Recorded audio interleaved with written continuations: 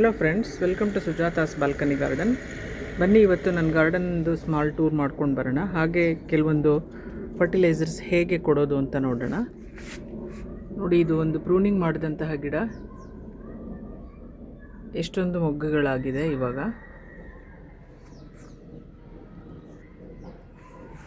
ಎಲ್ಲ ಗಿಡಗಳು ಅಷ್ಟೇ ಲಾರ್ಜ್ ಕ್ವಾಂಟಿಟಿಯಲ್ಲಿ ಹೂವು ಕೊಡ್ತಾ ಇದೆ. ಇದಕ್ಕೆ ನಾನು ಮಾಡುವಂತಹ ಕೆಲವೊಂದು ಫರ್ಟಿಲೈಸರ್ಸೇ ಕಾರಣ. ನೀವು ನೋಡ್ತಾ ಇರ್ಬೋದು, ಇಷ್ಟು ದೊಡ್ಡ ದೊಡ್ಡ ಹೂಗಳು ಬಂದಿದೆ. ಅದು ನೋಡೋದಕ್ಕೆ ಒಂದು ರೀತಿ ಖುಷಿ ಆಗುತ್ತೆ. ಇಷ್ಟೊಂದು ಹೂಗಳು ಬರೋದಕ್ಕೆ ಕಾರಣ ನಾನು ಕೊಡುವಂತಹ ಕೆಲವೊಂದು ಫರ್ಟಿಲೈಸರ್ಸ್ಗಳು. ನೀವು ಕೆಲವೊಂದು ಓಲ್ಡ್ ವೀಡಿಯೋಸ್ ನೋಡಿದ್ರೆ ಗೊತ್ತಾಗುತ್ತೆ, ನಾನು ಫರ್ಟಿಲೈಸರ್ಸ್ಗಳನ್ನೆಲ್ಲ ಗಿಡಕ್ಕೆ ಹೇಗೆ ಕೊಡ್ತೀನಿ ಅನ್ನೋದನ್ನು ನೀವು ಫಾಲೋ ಮಾಡಿದ್ರೆ ಗೊತ್ತಾಗುತ್ತೆ. ನಿಮಗೂ ನಿಮ್ಮ ಗಾರ್ಡನ್ನಲ್ಲೂ ಅಷ್ಟೇ ಕ್ವಾಂಟಿಟಿಯಲ್ಲಿ ಹೂಗಳನ್ನ ನೀವು ತಗೊಳ್ಬಹುದು.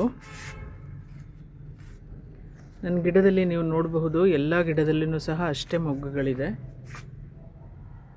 ನೋಡಿದ್ರೆ ಕಾಣಿಸುತ್ತೆ ನಿಮಗೆ. ನೋಡಿ, ಮೊಗ್ಗುಗಳು ಅಷ್ಟೇ ಎಷ್ಟು ಹೆಲ್ದಿಯಾಗಿದೆ. ಯಾವ ಗಿಡದಲ್ಲೂ ಸಹ ಒಂದು ರೋಗಗಳಿಲ್ಲ. ಇದಕ್ಕೆ ನಾನು ಮಾಡುವಂತಹ ನೀಮ್ ಆಯಿಲ್ ಸ್ಪ್ರೇನೇ ಕಾರಣ. ನಾನು ವೀಕ್ಲಿ ಒನ್ಸ್ ನನ್ನ ಗಿಡಗಳಿಗೆ ನೀಮ್ ಆಯಿಲ್ ಸ್ಪ್ರೇ ಮಾಡ್ತಾನೆ ಇರ್ತೀನಿ. ಅದರಿಂದನೇ ಇಷ್ಟು ಒಳ್ಳೆ ಹೂಗಳು ಬರೋದಕ್ಕೆ ಸಾಧ್ಯ ಆಗಿರೋದು. ಪ್ರತಿಯೊಂದು ಗಿಡದಲ್ಲೂ ಸಹ ಅಷ್ಟೇ ಮೊಗ್ಗುಗಳಿದೆ. ನೋಡಿ, ನಾವು ಪಾಟನ್ನು ಸೆಲೆಕ್ಟ್ ಮಾಡುವಾಗ ಹೈಬಿಸ್ಕಸ್ ಪ್ಲಾಂಟ್ಗೆ ಇಷ್ಟೇ ದೊಡ್ಡ ಪಾಟ್ ಇರಬೇಕಿದು. ಇಲ್ಲಿ ಕಾಣಿಸ್ತಾ ಇರ್ಬೋದು ನಿಮಗೆ, ಇದು 12 ಇಂಚಸ್ ಪಾಟ್ ಇದು. ಸೊ ಆವಾಗ ಹೈಬಿಸ್ಕಸ್ ಪ್ಲಾಂಟ್ ನೀಟಾಗಿ ಬೆಳ್ಕೊಳ್ಬಹುದು, ಅಗಲವಾಗಿ ನೀಟಾಗಿ ಬೆಳ್ಕೊಳ್ಳುತ್ತೆ. ಇಲ್ಲಿ ನೋಡಬಹುದು ನೀವು, ಒಂದು ಚಿಕ್ಕ ಗಿಡದಲ್ಲೇ ಎಷ್ಟೊಂದು ಹೂಗಳು ಬಂದಿದೆ. ಇದು ಇವಾಗ ಹಾಕಿರೋ ಗಿಡ. ಮೊಗ್ಗುಗಳೂ ಅಷ್ಟೇ, ಗಿಡ ತುಂಬ ಮೊಗ್ಗುಗಳಿದೆ. ಪ್ರತಿಯೊಂದು ಗಿಡದಲ್ಲೂ ನೀವು ಅಬ್ಸರ್ವ್ ಮಾಡಿ, ಎಲ್ಲ ಗಿಡದಲ್ಲೂ ಅಷ್ಟೇ ಕ್ವಾಂಟಿಟಿ ಮೊಗ್ಗುಗಳಿವೆ. ದಿವಸವೂ ಅಷ್ಟೇ ಹೂ ಬಿಡ್ತಾ ಇರುತ್ತೆ. ಸೊ ಹೈಬಿಸ್ಕಸ್ ಪ್ಲಾಂಟ್ನ ನಾವು ಎಷ್ಟು ಚೆನ್ನಾಗಿ ಕೇರ್ ಮಾಡ್ತೀವಿ, ಅಷ್ಟೇ ಲಾರ್ಜ್ ಕ್ವಾಂಟಿಟಿಯಲ್ಲಿ ಹೂಗಳು ಬರುತ್ತೆ. ಇದಕ್ಕೆ ಫಸ್ಟ್ ಥಿಂಗ್ ಬೇಕಾಗಿರೋದು, ನಮಗೆ ಡೈರೆಕ್ಟ್ ಸನ್ಲೈಟ್ ಬೇಕು. ಇಷ್ಟು ಚೆನ್ನಾಗಿ ಹೂ ಬರಬೇಕು ಹೆಲ್ದಿಯಾಗಿ ಅಂತ ಅಂದರೆ ಹೈಬಿಸ್ಕಸ್ ಪ್ಲಾಂಟ್ಗಳು ಬಿಸಿಲಿನಲ್ಲಿ ಇರೋದಕ್ಕೆ ಇಷ್ಟಪಡುತ್ತವೆ. ಸೊ ಯಾವಾಗಲೂ ನಾವು ಬಿಸಿಲಿನಲ್ಲಿ ಎಕ್ಸ್ಪೋಸ್ ಆಗಿರೋ ಥರ at least 6 hours per day expose ಆಗಿರೋ ಥರ ನಾವು ನೋಡ್ಕೊಳ್ಬೇಕು. Second thing, well drained water ಇರಬೇಕು ಹೈಬಿಸ್ಕಸ್ ಪ್ಲಾಂಟ್ಗಳಿಗೆ.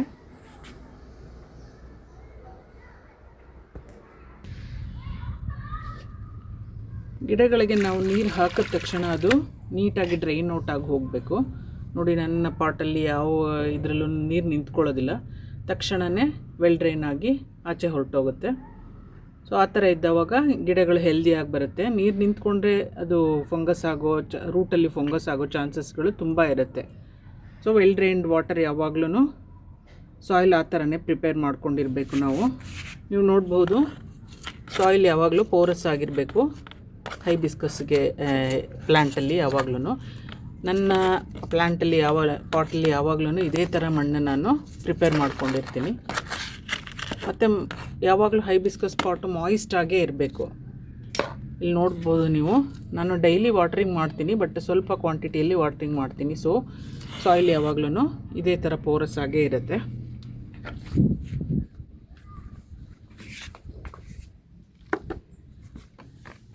ಹೈಬಿಸ್ಕಸ್ ಪ್ಲ್ಯಾಂಟ್ಗಳಿಗೆ ನಾವು ಮಂತ್ಲಿ ಒನ್ಸ್ ಕೌಡಂಗ್ ಫರ್ಟಿಲೈಸರ್ನ ಕೊಡ್ತಾನೆ ಇರಬೇಕು.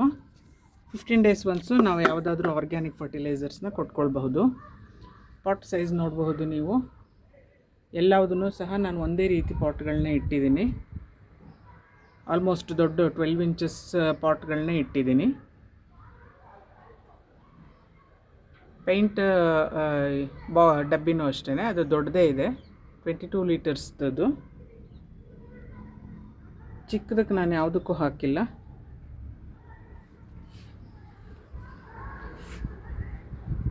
ಫಿಫ್ಟೀನ್ ಡೇಸ್ ಒನ್ಸ್ ನಾವು ಯಾವುದಾದ್ರೂ ಕೆಮಿಕಲ್ ಫರ್ಟಿಲೈಸರ್ಸ್ ಆದ್ರೂ ಸಹ ಕೊಡಬಹುದು. ಅದನ್ನು ಜಾಸ್ತಿ ಕೊಡೋದು ಬೇಡ. ಮಂತ್ಲಿ ಒನ್ಸ್ ಥರ ಸ್ವಲ್ಪನೇ ಕೊಟ್ಕೊಂಡ್ರೂ ಅದರಿಂದ ಒಳ್ಳೆ ರಿಸಲ್ಟ್ಸೇ ಬರುತ್ತೆ. ನಾನು ಎಲ್ಲ ರೀತಿ ಫರ್ಟಿಲೈಸರ್ಸ್ನೂ ಉಪಯೋಗಿಸ್ತೀನಿ, ಅದರಿಂದನೇ ನನ್ನ ಗಿಡದಲ್ಲಿ ಇಷ್ಟೊಂದು ಹೂಗಳು ಬರುತ್ತೆ. ಕೆಲವೊಂದು ಸಾರಿ ಅಡ್ವರ್ಸ್ ಎಫೆಕ್ಟ್ ಆಗುತ್ತೆ, ಅದನ್ನು ಸಹ ನಾವು ಕಂಟ್ರೋಲ್ ಮಾಡ್ಕೋಬಹುದು. ಬನ್ನಿ ಇವತ್ತು 2 ಥರ ಫರ್ಟಿಲೈಸರ್ಸ್ನ ಹೇಗೆ ಯೂಸ್ ಮಾಡಬಹುದು ಅಂತ ನಾನು ತೋರಿಸ್ತೀನಿ. ಇದು ನೋಡಿ ಎಗ್ಶೆಲ್ ಪೌಡರ್. ಇದು ನಾನು ಎಗ್ಶೆಲ್ಗಳನ್ನ ಕೂಡಿಟ್ಕೊಂಡ್ಬಿಟ್ಟು ಯಾವಾಗಲೂ ಈ ಥರ ಪೌಡರ್ನ ಮಾಡಿಟ್ಕೊಂಡಿರ್ತೀನಿ. ಇದಕ್ಕೆ ನಾನು ಯಾವಾಗಲೂ ಎಗ್ಶೆಲ್ ಪೌಡರ್ಗೆ ಯೂಶ್ವಲಿ ಈ ಥರ ಟ್ಯಾಬ್ಲೆಟ್ಸ್ ಉಳಿದಿರೋದು ಮನೆಯಲ್ಲಿ ವೇಸ್ಟ್ ಆಗಿರೋದು ಟ್ಯಾಬ್ಲೆಟ್ಸ್ ಇದ್ದೇ ಇರುತ್ತೆ, ಎಲ್ಲರ ಮನೆಯಲ್ಲೂ ಸಿಗುತ್ತೆ. ಸೊ ಆ ಥರದನ್ನು ನಾನು ಪೌಡರ್ ಮಾಡಿಕೊಂಡು ಇದಕ್ಕೆ ಮೊದಲೇ ಮಿಕ್ಸ್ ಮಾಡಿಬಿಟ್ಟು ಇಟ್ಕೊಂಡಿರ್ತೀನಿ. ಸೊ ಈ ರೀತಿ ಪೌಡರ್ ಇರುತ್ತೆ. ಇದು ತುಂಬ ಎಫೆಕ್ಟಿವ್ ಆಗಿರುತ್ತೆ ಹೈಬಿಸ್ಕಸ್ ಪ್ಲ್ಯಾಂಟ್ಗಳಿಗೆ. ರಿಸಲ್ಟ್ಸು ಅಷ್ಟೇ ಫಸ್ಟ್ ಕ್ಲಾಸಾಗಿ ರಿಸಲ್ಟ್ ಇರುತ್ತೆ. ಇದು ನೋಡಿ ಬನಾನಾ ಪೀಲ್ ಫರ್ಟಿಲೈಸರ್. ಇದು ನಾನು ಮಾಡಿಟ್ಕೊಂಡಿದ್ದೀನಿ. ಇದನ್ನು ಹೀಗೇನೂ ಸಹ ಕೊಡ್ಬೋದು, ಲಿಕ್ವಿಡ್ ಫರ್ಟಿಲೈಸರ್ ಆಗೂ ಎರಡೂ ಸಹ ಕೊಡಬಹುದು. ಹಾಗೆಯೇ ಕೊಟ್ಟರೆ ಮಣ್ಣು ಚೆನ್ನಾಗಿ ಪೋರಸ್ ಆಗಿರುತ್ತೆ. ಬನ್ನಿ ಇದನ್ನು ಹಾಗೆ ಕೊಟ್ಬಿಟ್ಟು ನೋಡೋಣ ಹೇಗೆ ಕೊಡೋದು ಅಂತ ನಿಮಗೆ ತೋರಿಸ್ತೀನಿ ಬನ್ನಿ. ಗಿಡಗಳಲ್ಲಿ ಸಾಮಾನ್ಯವಾಗಿ ಈ ರೀತಿ ರೋಗ ಬರುತ್ತೆ ನೋಡಿ, ಹೀಗೆ ಸುಟ್ಕೊಂಡಿರೋ ರೋಗ ಬರುತ್ತೆ, ಮತ್ತು ಅದರಿಂದ ಫ್ಲವರ್ಸೇ ಬರೋದಿಲ್ಲ. ಸೊ ಈ ರೀತಿ ಆದವಾಗ ನಾವು ನೀಮ್ ಆಯಿಲ್ ಸ್ಪ್ರೇ ಮಾಡಬೇಕು. ನೀಮ್ ಆಯಿಲ್ ಸ್ಪ್ರೇ ಮಾಡಿದ್ರೆ ಆ ಪ್ರಾಬ್ಲಮ್ಮು ಕಡಿಮೆ ಆಗುತ್ತೆ. ಬನ್ನಿ ಇದಕ್ಕೆ ಹೇಗೆ ಫರ್ಟಿಲೈಸರ್ಸ್ನ ಕೊಡೋದು ನೋಡೋಣ. ಫರ್ಟಿಲೈಸರ್ನ ಕೊಡೋದಕ್ಕೆ ಮುಂಚೆ ನಾವು ಸಾಯಿಲ್ನ ಯಾವಾಗಲೂ ಲೂಸ್ ಮಾಡ್ಕೋಬೇಕು. ಸಾಯಿಲ್ನ ಲೂಸ್ ಮಾಡಿಕೊಂಡೆ ಫರ್ಟಿಲೈಸರ್ಸ್ನ ಕೊಡಬೇಕು.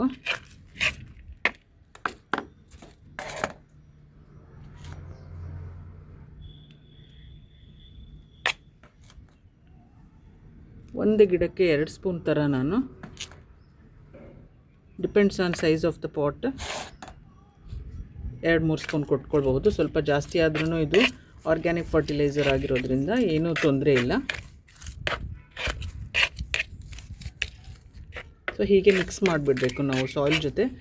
ಈ ಏನು ಫರ್ಟಿಲೈಸರ್ ಹಾಕ್ತೀವಿ ಅದನ್ನೆಲ್ಲ ನೀಟಾಗಿ ಮಿಕ್ಸ್ ಮಾಡಿಬಿಡಬೇಕು.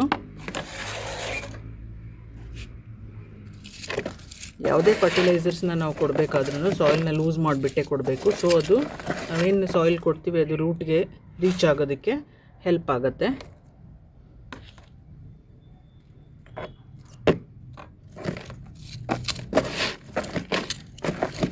ಮಂತ್ಲಿ ಒನ್ಸ್ ಕೌಡಂಗ್ ಫರ್ಟಿಲೈಸರ್ ಪ್ರತಿಯೊಂದು ಪಾಟ್ಗೂ ಸಹ ನಾವು ಕೊಡಲೇಬೇಕು, ಒಳ್ಳೆ ರಿಸಲ್ಟ್ಸ್ ಬೇಕಂತ ಅಂದರೆ.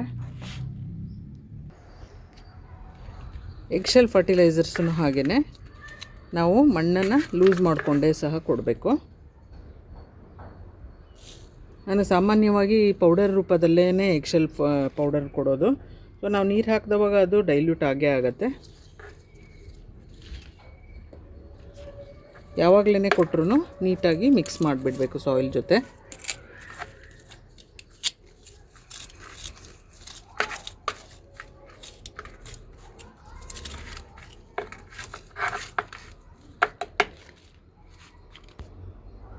ಗಿಡಗಳು ಈ ರೀತಿ ಆಗಿರುತ್ತೆ, ತುಂಬ ಚಿಗುರುಗಳು ಚಿಕ್ಕದಾಗಿ ಬಂದಿರುತ್ತೆ.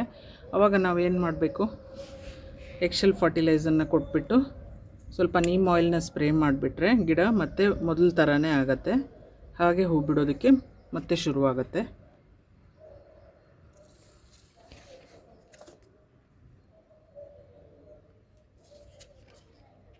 ಎಪ್ಸಮ್ ಸಾಲ್ಟ್ ಸಹ ಕೊಡೋದ್ರಿಂದ ಗಿಡಗಳು ತುಂಬ ಆ್ಯಕ್ಟಿವ್ ಆಗಿ ಹೆಲ್ದಿಯಾಗಿ ಗ್ರೋ ಆಗುತ್ತೆ. ಗಿಡಗಳನ್ನ ಮಕ್ಕಳ ಥರ ಪ್ರೀತಿಸಬೇಕು ಅಂತ ಹೇಳ್ತಾರೆ.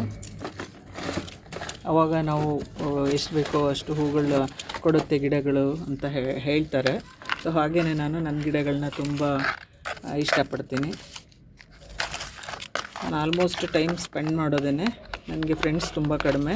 ನಾನು ಗಿಡಗಳ ಜೊತೆನೇ ಆಲ್ಮೋಸ್ಟ್ ನನ್ನ ಟೈಮನ್ನ ಎಲ್ಲ ಸ್ಪೆಂಡ್ ಮಾಡೋದು.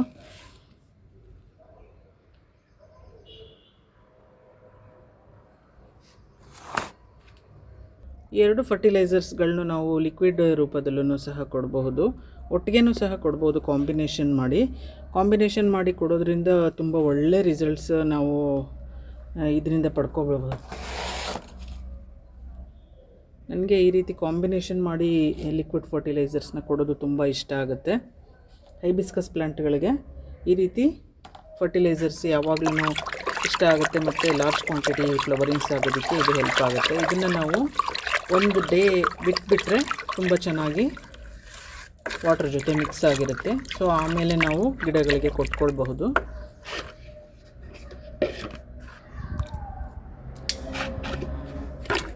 ಇದು ಒಂದು ದಿವಸ ಮೇಲೆ ಇದು ಎಲ್ಲ ನೀಟಾಗಿ ವಾಟರ್ ಜೊತೆ ಮಿಕ್ಸ್ ಆಗುತ್ತೆ. ತಕ್ಷಣ ನಾವು ಕೊಡೋದಕ್ಕಾಗೋದಿಲ್ಲ. ಇದು ಒಂದು ತುಂಬ ಎಫೆಕ್ಟಿವ್ ಆಗಿರುವಂತಹ ಫರ್ಟಿಲೈಸರು. ನೀವು ಕೊಟ್ಬಿಟ್ಟು ನೋಡಿ ಗಿಡಗಳಿಗೆ, ಅದರ ರಿಸಲ್ಟ್ಸ್ ನೋಡಿದ್ರೆ ನಿಮಗೆ ಆಶ್ಚರ್ಯ ಆಗುತ್ತೆ.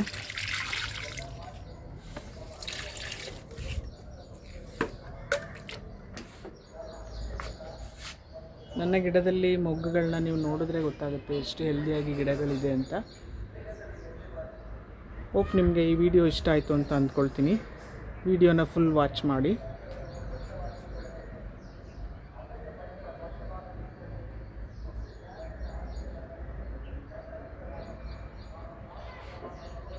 ನಿಮ್ಮ ಗಾರ್ಡನಲ್ಲೂ ಈ ಥರನೇ ಫ್ಲವರಿಂಗ್ಸ್ ಬರಬೇಕು ಅಂದರೆ ನನ್ನ ವೀಡಿಯೋಸ್ನ ಫಾಲೋ ಮಾಡಿದ್ರೆ ನಿಮಗೆ ನಾನೇನೇನು ಫರ್ಟಿಲೈಸರ್ಸ್ನ ಯೂಸ್ ಮಾಡ್ತೀನಿ ಅಂತ ಗೊತ್ತಾಗುತ್ತೆ.